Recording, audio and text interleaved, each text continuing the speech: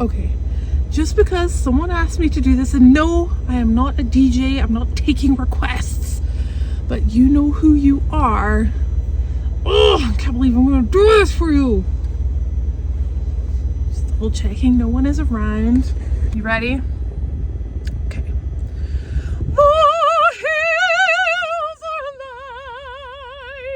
alive with the sound of music. You're welcome. Ah! Hey, my lovelies, welcome back to the channel. It is a beautiful Sunday and hope you guys have had a phenomenal week. Now, I'm going to start this episode off with saying, remember those hideous face stickers that I had made? Well, the story behind them is they were supposed to be like this big, that big. And I was going to hand them out to kids at events. But then my dude printed them off this big. Ah! I haven't really done anything with them except people that I know, like Matt from Matt's Offroad, Robbie, Hillbilly, Dinner. They've all stolen them for their toolboxes. So I have 33 of these left. I am never in a million years going to make these ever again. So they are available on the website. Get yours, head on over to mischiefmaker.info and get your weird, creepy caricature face of myself. Ew. Okay, so this video today is geared more towards my new Jeeples. That's right, Jeeples. It's a word. And those of you who are considering buying a Jeep with off-road in mind. So today I'm going to be talking about 5 things I wish I knew before building my Jeep. All right, so Mischief Maker, you all know Mischief Maker by now, my mini man.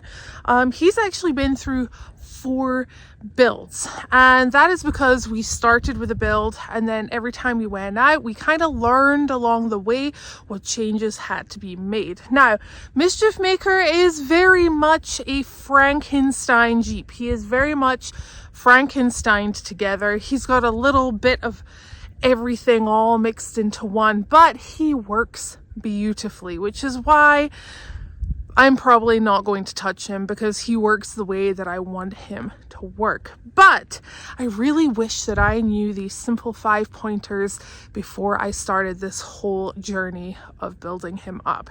So without further ado, let's get to the first point. Know what you want to build your Jeep for. Now, if that means it's never going to go off-road and it's your daily driver, perfect. But let me tell you, if you ever put a tire on any dirt road, you're going to be bitten by the bug in one way or the other. Did you know, fun fact, I bought Mischief Maker with no off-roading in mind. In fact, I didn't even know it existed.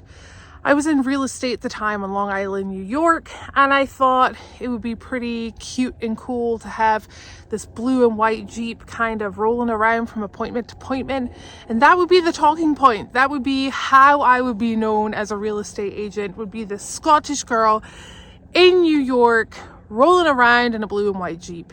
Then I did something very European. I took a class. I took an off-roading class, and I got bit by the bug. And here we are, 4 years later. My advice to you would be to wheel your stock Jeep for as long as possible so that you know exactly which modifications is going to best suit your needs. It's also, in the long run, going to save you money and, more importantly, your time. And along with that advice, we should talk about capability.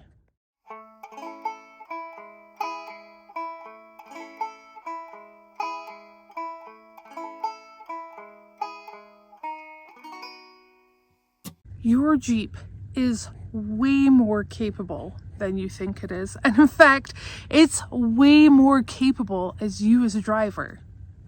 Well, initially anyway. And even more so if you have a Rubicon. These things were built to go off-road and take on the light moderate trails. Comes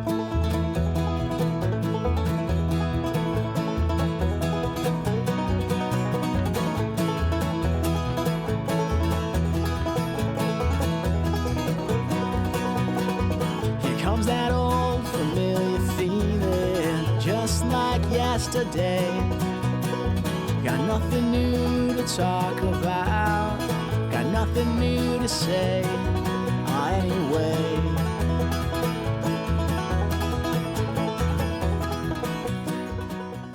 Now, if you end up adventuring out more and you're looking to take on those more moderate and above trails, that's when you really need to start thinking about clearance on your Jeep. So you're not constantly turtling, which will happen. And we're going to get into that in just a moment. But before that, let's talk about seats for a moment. No!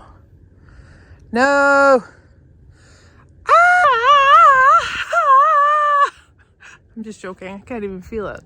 I fell in love with a girl downtown, then she walked away. That heart of coal, the sticks and stars, they put me here today. Hooray. Now, if you're thinking of taking your Jeep off-road, whether it's overlanding, rock crawling, mudding, switching out the seats is a must. Honestly, I really wish it was one of the first moves that I had done. Stock Jeep seats are completely fine for grabbing the groceries, running the kids around, going for dinner, but in my personal preference, if you are even thinking about putting a tire on dirt or you want to be even more comfortable in your Jeep for longer trips, grab yourself some seats. Now, another side note, I don't get paid to push product or anything like that. It's literally things that I believe in and products that I absolutely love. But the PRP seats, if you head on over to their website, they have an array of seats. And if you can get to an event where they're there as a vendor, they bring all their seats so that you can sit in them and see what is best for you. Now, for me and Walter, the PRP Enduro seat is so comfortable.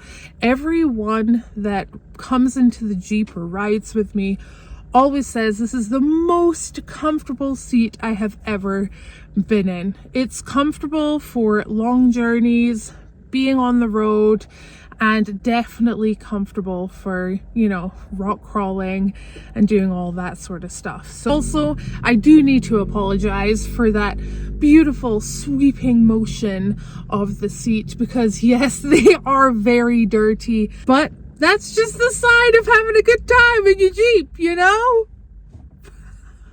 All right, let's rewind a moment and go back to suspension.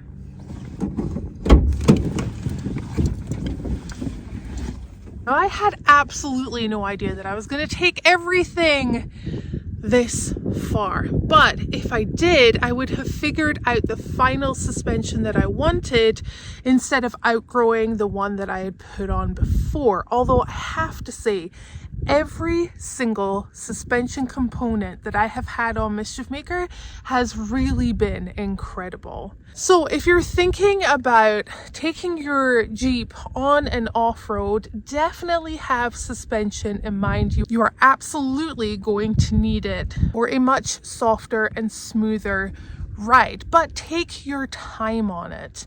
Save up that money for the suspension that you really want instead of switching it out time after time. Gonna leave for a while, walk out the door, forget my troubles and move to Memphis, maybe change my name.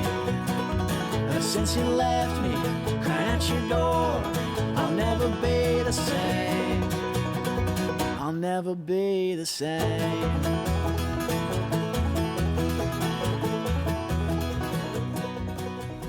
Okay, the last thing I want to touch base on is your local Jeep community. Okay, so if you're gonna go off-roading, or you're starting to think that you would like to go off-roading more, I would 100% advise you to get to know your local Jeep club, to start those relationships with those people in those clubs, because they have a wealth of knowledge and experience, and that can only benefit you as a Jeeper. Every single person that I have met in the Jeep community across the country have always been there to help and assist when needed.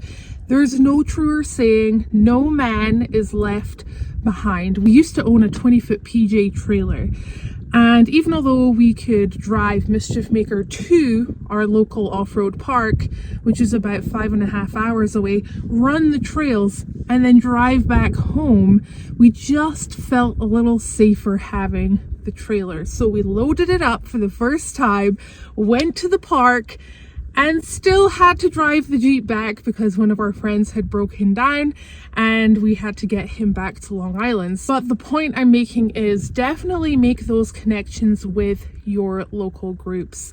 Even if you have to travel a little way to get to them, a lot of them have like meetings or outings every month, and really get to know those people, because those are the people that are going to save you, are going to give you great advice, and you're probably going to wheel with them.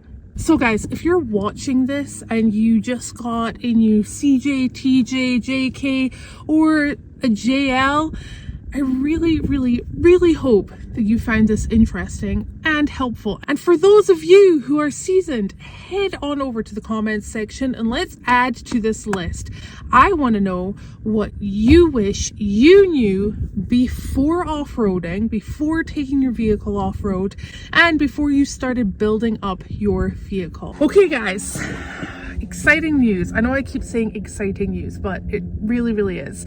The race vehicle is almost on the way to us, and I've been getting updates and pictures, and I seriously cannot wait to start sharing everything with you guys. Now, I know this might not be exciting to some of you, but from wee Quiney from Scotland coming all the way over the ocean, having been an opera singer and done musicals and dancing and, you know, just a lot of operas and a lot of stage and acting stuff, you know, to becoming a wee real estate agent in Long Island, to buying her first Jeep just because it was blue and white, because it was a Scottish flag and she loved the feel of it. It felt very retro to her. It kind of reminded her of her dad, you know, to coming out here,